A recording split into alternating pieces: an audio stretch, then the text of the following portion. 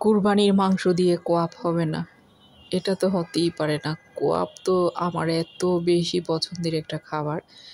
আর ছোটোবেলায় আমার মা অনেক অনেক কোয়াপ বানাতেন, আমার মা চাচিরা সবাই বানাতেন দেখতাম। আর আমরা তো ভাত দিয়ে খেতামই। আর দেখা যেত গ্রামে আমরা একটা হাতে করে নিয়ে বাইরে বের হয়ে যেতাম, মা না দেখে মতো সারাদিনই খেতেই থাকতাম। এত বেশি পছন্দের আমার এই কোয়াবটা। যাই হোক, ফাইনালি আমি বানিয়ে ফেলেছি। একদম পারফেক্ট একটা কোয়াবের রেসিপি হবে আজকে। আশা করি আপনাদের ভালো লাগবে। ভালো লাগলে লাইক কমেন্ট করে পাশে থাকবেন। যাই হোক, চলেন দেখে নিই। প্রথমে তো আমি গরুর মাংসগুলো বড় বড় পিস করে কেটে নিয়েছি। দেখেন, খুব বেশি না, অল্প করব, কারণ শক্ত মাংস অনেক সময় আমার হাজব্যান্ড খেতে পারে না, কিংবা দেখা যায় বাচ্চারাও অনেক সময় কষ্ট হয়ে খেতে চায় না। আর আমি নিজেও আসলে ইদানিং দাঁতের জন্য অতটা খেতে পারি না, তবে শখ করে এবার করেছি আমি। ভুনা মাংস তো সবসময় করা হয় আসলে। যাই হোক, মাংসগুলো ধুয়ে এখানে লবণ দিয়েছি স্বাদ মতো। তারপর হচ্ছে মরিচের গুঁড়া 1 চা চামচ, গরম মশলার গুঁড়া দিয়েছি 1 চা চামচ, এরপরে হলুদের গুঁড়া 1/2 চা চামচ দিয়েছি। তারপর হচ্ছে যে আদা রসুনের পেস্ট দিয়েছি প্রায় 2 টেবিল চামচ, 2টা মিলে। এখন দিয়ে দিচ্ছি যে পেঁয়াজ বাটা, এটা ডিপ ফ্রিজে ফ্রোজেন করা ছিল, তাই একটু শক্ত দেখাচ্ছিল। কোনো সমস্যা নেই, খুব ভালো করে একটু মিক্স করে নিচ্ছি হাতের ডলে ডলে। হাতে খুব ভালো করে একটু এইভাবে কচলে কচলে মেখে নিলাম। এখন আমি এখানে পানি দিয়ে দিব। আমি কোনো তেল দিব না, আসলে তেলের কোনো প্রয়োজন নেই। এটা আমি পানি দিয়ে জাস্ট মাংসটা সেদ্ধ করতে হবে, সেদ্ধ করে সফট করে নিতে হবে আর কি।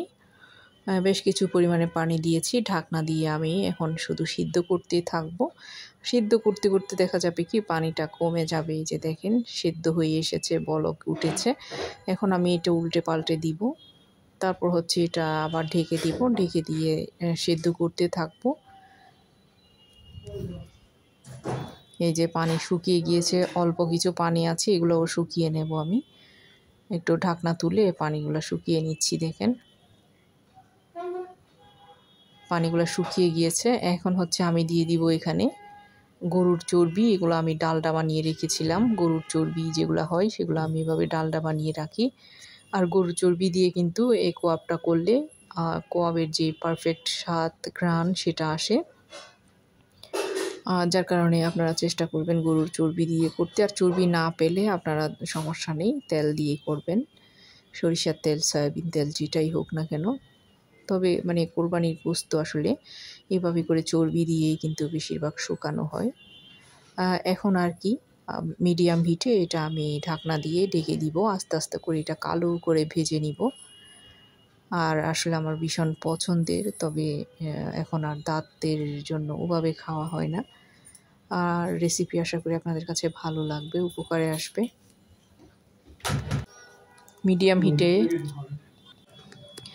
জাল করতে করতে মোটামুটি এটা দেখেন কালারটা একদম কালো হয়ে গিয়েছে। কোয়াবের কালার যেরকম হয় ঠিক সেরকম হয়েছে। আর স্বাদে ঘ্রাণে সব কিছু অতুলনীয় হয়েছে। দেখেন, এরকমই আপনারা চাইলে তেল সহ রেখে দিতে পারবেন, অথবা আপনারা এখান থেকে তুলেও ফ্রিজে, নর্মাল ফ্রিজেও রাখতে পারেন। তেলের মধ্যে থাকলেও কিন্তু পুরা বছর ভালো থাকে এরকম।